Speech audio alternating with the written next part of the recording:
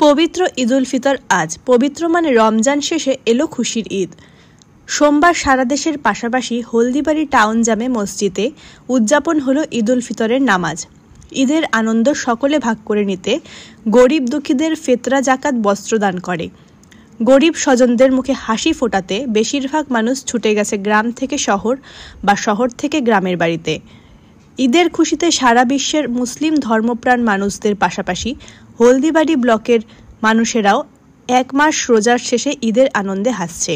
সেই খুশি ছড়িয়ে পড়ে পরিবার, আত্মীয় স্বজন ও বন্ধুদের নিয়ে এক মহামিলনের সীমানায়। ঈদ অর্থ আনন্দ, আর ফিতর বলতে রোজার সমাপ্তি কিংবা স্বাভাবিক অবস্থায় ফিরে যাওয়ার উদ্দেশ্য। রমজানের রোজা রাখার পর ইসলাম ধর্মাবলম্বীরা মাসের শেষে ঈদুল ফিতর পালন করেন। এই উপলক্ষে বাড়িতে বিশেষ খাবার, সেমাই, মিষ্টি, পোলাও তৈরি করা হয় এবং সবাই একে অপরের বাড়িতে বেড়াতে যান। খুশির এই দিনে নতুন জামাকাপড় পরে উৎসবে মেতে ওঠেন সব বয়সী মানুষ। বড়রা ছোটদের নতুন উপহার এবং সেলামির টাকা দেয়, যা এই দিনের খুশির চেতনা এবং তাৎপর্যকে প্রতিফলিত করে। এরই মধ্যে পাড়া মহল্লায় বেজে উঠেছে জাতীয় কবি কাজী নজরুল ইসলামের সেই অতিচেতা গানের প্রিয় সুর ও মন। রমজানের ওই রোজার শেষে এলো খুশির ঈদ।